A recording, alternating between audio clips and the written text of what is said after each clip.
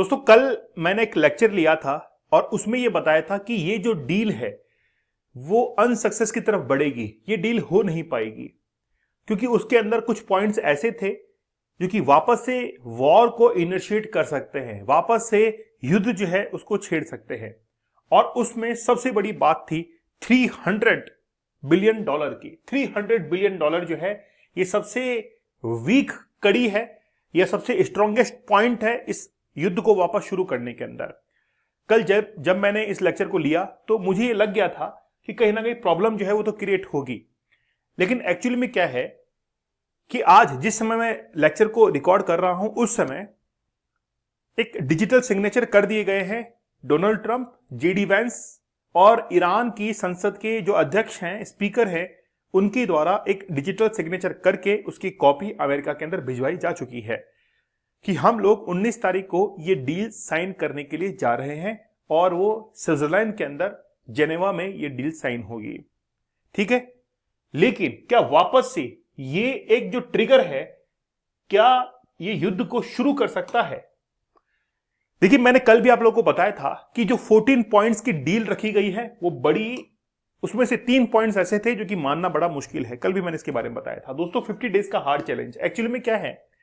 Hard challenge क्या है? मैं चाहता हूं कि 50 दिन तक आप मेरे साथ में बनकर चलिए, चाहे आप एडिक्शन में हैं कि नहीं है वो बात दूसरी है। बात यह है कि आपकी विल पावर कितनी काम करती है। क्या 50 डेज तक आप किसी चैलेंज को ले सकते हैं?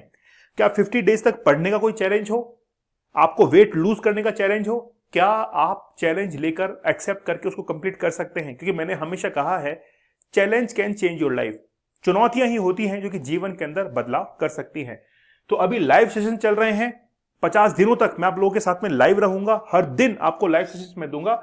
एडवांस कूपन कोड आप लोग को यूज करना है और इसको इंप्लीमेंट करना है। ठीक है, अब रिसेंटली क्या हुआ मैं आपको बताता हूं। देखिए, कुछ पॉइंट्स जो है वो रखे गए थे, कुल 14 पॉइंट्स रखे गए थे और ये पॉइंट्स डिस्क्लोज नहीं किए गए हैं कि आखिरकार इन पॉइंट्स के अंदर है क्या। सारे पॉइंट्स थे जैसे अमेरिका इस युद्ध को रोक देगा, अमेरिकन जो ट्रूप्स है वो विड्रॉ कर जाएंगी फ्रॉम स्ट्रेट ऑफ हार्मुज, साथ ही के अंदर इसके साथ में रिकंस्ट्रक्शन करने के लिए $300 बिलियन की रकम अदा की जाएगी ईरान को, जो कि यूरोपियन और अमेरिका जो मिलकर रीपे करेंगे रिकंस्ट्रक्शन के लिए। और $300 बिलियन होता कितना है? 28 लाख करोड़ मान लीजिए। कितना? 28 लाख करोड़। कोविड के समय 10 लाख करोड़ का पैकेज जो है वो जारी किया गया था, उसका 3 गुना पैसा जो है वो यूरोप और अमेरिका मिलकर किसको देंगे? ईरान को देंगे। और यही सबसे बड़ा मुद्दा अभी बना हुआ है। साथ ही के अंदर जितने भी वेपन्स अमेरिका के स्ट्रेट ऑफ हार्मुज के अंदर है वहां से हटा लिए जाएंगे, वहां पर किसी भी सैनिक की तैनाती नहीं होगी। इन तमाम शर्तों के साथ में अब ये जो है 14 पॉइंट डील वो साइन होने जा रही है। अगर मान लीजिए कि $300 बिलियन अगर सेट हो जाते हैं कि हां अमेरिका जो है पे करेगा, इसका मतलब यह है कि अमेरिका इस युद्ध को हार चुका है। और इस बात की पुष्टि अमेरिका के डेमोक्रेटिक पार्टी के अंदर बैठे हुए सांसदों ने कर दी है कि अगर यह डील साइन होती है तो अमेरिका इस युद्ध को लूज कर जाएगा, हार जाएगा और अमेरिका का सरेंडर जो है वहां पर घोषित हो जाएगा। क्योंकि शर्तों को मानने के पीछे रीजन क्या है? यही रीजन है कि भाई हम जो है उस युद्ध को कंप्लीट नहीं कर पा रहे हैं, अपनी शर्तें मनवा नहीं पा रहे हैं, इसलिए उसकी शर्तों को मानते हुए हम लोग पैसा उसको दे रहे हैं। और बात रही न्यूक्लियर फैसिलिटीज की, तो IAEA international atomic energy agency जो है वो निगरानी रखेगी। इमैनुअल मैक्रोन जो कि फ्रांस के राष्ट्रपति हैं, उन्होंने कहा कि IAEA ये निगरानी रखे कि ईरान वापस से अपनी न्यूक्लियर फैसिलिटीज को बढ़ा रहा है या नहीं बढ़ा रहा है। ये भी इस बात के अंदर जिक्र जो है वो होना चाहिए, ये उनका कहना है। बातें सारी सही हैं, सब कुछ ठीक है। 30 दिन के अंदर अमेरिकन ट्रूप्स वहां से विड्रॉ होंगी, 30 दिन के अंदर स्ट्रेट ऑफ हार्मुज को खोल दिया जाएगा। लेकिन सबसे बड़ी बात पैसे को लेकर अटक रही है। क्या 28 लाख करोड़ रुपए आज यूरोपियन और अमेरिकन कंट्रीज मिलकर दे पाएंगे? मुझे थोड़ा मुश्किल लग रहा है, क्योंकि देखिए मैं आपको first world war, second world war के रिजल्ट की तरफ लेके चलता हूं।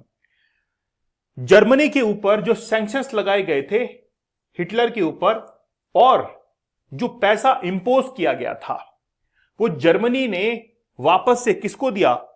यूरोपियन कंट्रीज को दिया, यूरोप को दिया। और पैसा दिया किसने? जर्मनी से पैसा गया यूरोप के पास में। जो पेनल्टीज लगाई गई थी 1919 के अंदर, उन पेनल्टीज को 2010 में कंप्लीट किया गया है। लगभग 90 साल के बाद में ये डेट, ये कर्ज जो है वो उतारा है जर्मनी ने यूरोपियन कंट्रीज के ऊपर। तो पैसा किसने दिया? जर्मनी ने। किसको दिया? यूरोपियन कंट्रीज को। तो जो पैसा देने वाला व्यक्ति था वो तो हार गया ना उसके अंदर, इसने तो लूज कर दिया भाई। इसने क्या कर दिया? लूज कर दिया। और जैसे ही इसने लूज किया, तो इसका मतलब ये हो गया कि ये लूजर था, इसने युद्ध को युद्ध हार गया था। अब इसकी जगह पर यूएसए है, तो यूएसए पैसे दे रहा है किसको? ईरान को दे रहा है। इसका मतलब है लूजर कौन होगा? यही होगा। इसलिए आज अमेरिकी जो सांसद हैं इस बात पर सवाल उठा रहे हैं कि आज अमेरिका रिकंस्ट्रक्शन के नाम पर अगर ईरान को पैसे देता है, इसका मतलब है कि अमेरिका ने सरेंडर कर दिया है ईरान के सामने। अगर अमेरिका चाहता तो अटैक कर सकता था ईरान के ऊपर और अपनी शर्तें मनवा सकता था कि आपको न्यूक्लियर फैसिलिटीज को और डेवलप नहीं करना है। आज से महज 2 दिन या 3 दिन पहले ही डोनाल्ड ट्रंप ने कहा था कि हम लोग वेनेजुएला की तरह ईरान के ऊपर जबरदस्त अटैक करने वाले हैं और आज रात को जबरदस्त अटैक होगा। और इसके बाद में क्या हुआ? ईरान का जो स्पेस था वो पूरा का पूरा बंद कर दिया गया। ठीक है, उसके बाद में ईरान के अंदर जो भी फॉरेनर्स थे वो सब वहां से निकल गए क्योंकि अमेरिका हमला करने वाला है। और जैसे ही खबर पहुंची, शेयर मार्केट बिल्कुल नीचे डाउन पर आ गया। और फिर अगले ही दिन क्या हुआ? पलटी मार गया, गिरगिट ने रंग बदल लिया और ट्रंप ने कहा कि हम तो सुलह की तरफ बढ़ रहे हैं, फिर से वापस। लेकिन पर्सनली ऐसा लगता है कि ये ज्यादा दिन चल नहीं पाएगा, है ना? क्योंकि चाइना ने पता है क्या कहा है? चाइना ने कहा है कि ठीक है, अभी जो कुछ भी हो रहा है समझौता, वो एक बार स्ट्रेट ऑफ हार्मुज को खोलने के लिए काफी है। और एक बार स्ट्रेट ऑफ हार्मुज खुल गया तो चाइना का 90% जो ऑयल एक्सपोर्ट होता है या जहां से आता है वो ईरान से ही आता है। तो चाइना क्या चाहता है कि स्ट्रेट ऑफ हार्मुज ओपन हो जाए, चाहे कोई भी हारे कोई भी जीते, हमको मतलब नहीं है, हमको तुम्हारा तेल चाहिए। तो चाइना ने एक बात और कही कि पाकिस्तान और कतर के मीडिएशन से पॉसिबल हो पाया है। देखिए चाइना ने कितना बड़ा स्टैंड लिया है कि पाकिस्तान की और कतर की बदौलत ये पॉसिबल हो पाया है।